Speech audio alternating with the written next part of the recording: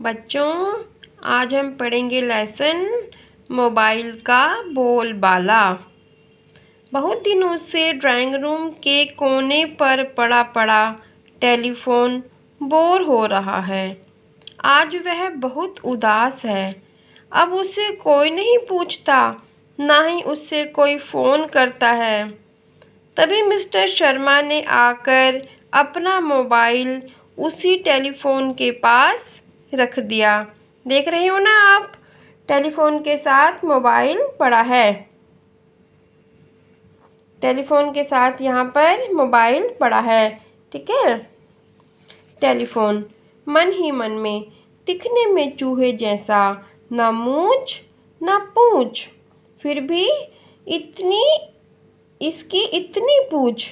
मतलब ना तो इसकी कोई मूछ है ना कोई पूछ है, फिर भी इसको सब लोग इतना पूछते हैं, सब लोग उसके पीछे पीछे चलते हैं। चल दूर हट मुझसे, आकर बैठ गया मेरे पास। तेरी औकात ही क्या है मेरे सामने। टेलीफोन ने बोला मोबाइल से कि तू छोटा सा तो है, लेकिन सब तेरे पीछे पीछे घूमते हैं। तू मुझे अच्छा नहीं लगता, हट जा यहाँ से। मोबाइल ने चौंक कर देखते हुए कहा, मतलब हैरान होकर देखते हुए कहा, क्या हुआ भाई, मैंने तो तुम्हें कुछ भी नहीं कहा। मोबाइल ने बोला, मैंने तुझे थोड़ी कुछ कहा है, तुम क्यों गुस्सा हो रहे हो। मुझसे कोई गलती हो गई है क्या? मैं माफ़ी चाहता हूँ। मोबाइल ने बहुत प्यार से कहा कि मुझसे कोई गलती नहीं हुई है, तुम मुझे क्यों गुस्सा हो रहे हो। फिर टेलीफोन बोला, गुस्सा ना करूं तो क्या करूं, पता है जब से तुम आए हो हमारी कोई पूछ नहीं रही। सब तुम्हें अपनी छाती से लगाए घूमते हैं, हर समय तुम्हें अपने पास रखते हैं, एक क्षण के लिए भी तुम्हारी जुदाई नहीं सहन कर सकते। टेलीफोन बोला कि सब लोग तुम्हें अपने पास रखते हैं, तुम्हारे बिना आजकल कोई रह ही नहीं सकता। मोबाइल बोला, टेलीफोन भैया ये तो बताओ, इसमें मेरा क्या कसूर है, बताओ मैं तुम्हारे लिए क्या कर सकता हूँ। तुम जो कहोगे मैं करूँगा।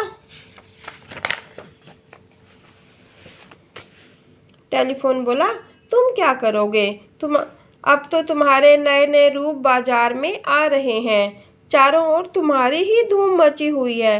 देख नहीं रहे मेरा हाल, मेरे सुंदर से मुखड़े पर धूल जमी पड़ी है, अब मुझे कोई साफ भी नहीं करता।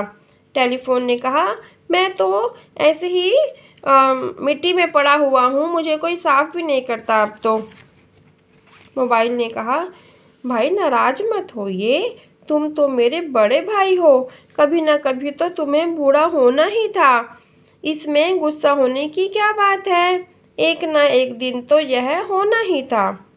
टेलीफोन ने कहा, अपनी ही आवाज़ सुने मुझे महीनों बीत जाते हैं, पहले तो मेरी मालकिन मेरी इतनी सेवा करती थी, क्या मजाल कि थोड़ी सी भी मिट्टी मेरे सलोने मुख पर गिर जाए, मैं दिन भर गुनगुनाता रहता था मधुर और मीठी आवाज़ में।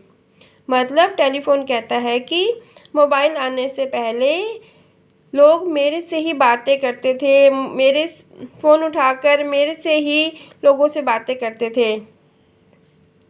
मोबाइल कहता है, बात तुम्हारी बिल्कुल सच है, पर तुम्हारे विचार आज के ज़माने से मेल नहीं खाते, अब तुम वक्त के साथ चलना सीखो।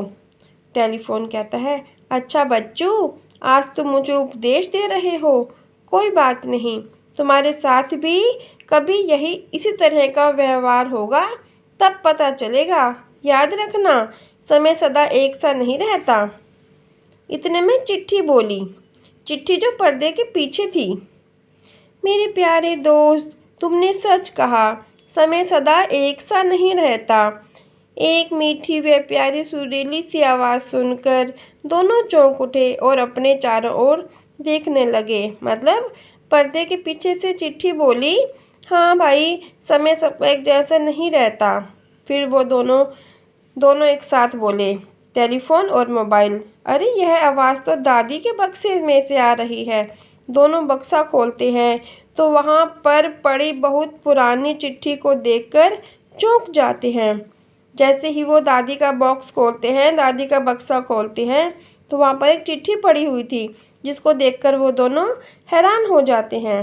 चिट्ठी कहती है, मेरी प्यारे ट्रिंग ट्रिंग, आज जो स्थिति आज तुम्हारी है उसे मैंने भी भुगता है। वो अफसोस करती है। चिट्ठी कहती है, मेरा भी कभी यही था। पहले मुझे लोग बड़े प्यार से एक दूसरे को भेजते थे, पर आज मैं भी तुम्हारी तरह बक्से में पड़ी हूँ। टेलीफोन कहता है, वह कैसे? चिट्ठी कहती है, हाय क्या दिन थे जब मेरे अंदर गुलाब की पत्तियाँ रखकर अपने प्रियजन को भेजते थे। बार बार मुझे खोलकर पढ़ा जाता था। यदि मुझे पहुंचने में कुछ देरी हो जाती थी तो लोगों की बेचैनी बढ़ जाती थी, पर तुम जब से आए हो लोग लिखना ही भूल गए। सब तुम पर ही गिटर पिटर करने लगे हैं। मोबाइल दिलासा देते हुए बोलता है, चिट्ठी बहन निराश मत हो, ये तो समय का हेर फेर है, सभी के दिन फिरते रहते हैं।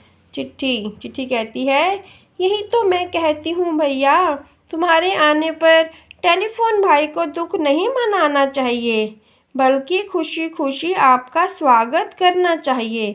दुनिया में बदलाव होते रहते हैं, पता नहीं कल क्या नई खोज हो जाए और तुम्हारा भी हमारे जैसा हाल हो जाए। मोबाइल कहता है, तुम सच कह रही हो। अब जो नए मोबाइल आ रहे हैं उसमें बात करने वाले व सुनने वाले एक दूसरे को देख भी सकते हैं। चिट्ठी मुस्कुराते हुए कहती है, इसलिए मैं तो यही कहती हूँ, जो मिल जाए जितना मिल जाए उसी में खुश रहना सीखो। मोबाइल और चिट्ठी की बातें सुनकर टेलीफोन ने अपनी स्थिति को समझा और मुस्कुराकर दोनों को गले लगा लिया। जैसे ही गले मिले तो मोबाइल पर रिंगटोन बज उठी, जिंदगी एक सफ़र है सुहाना, यहाँ कल क्या हो किसने जाना।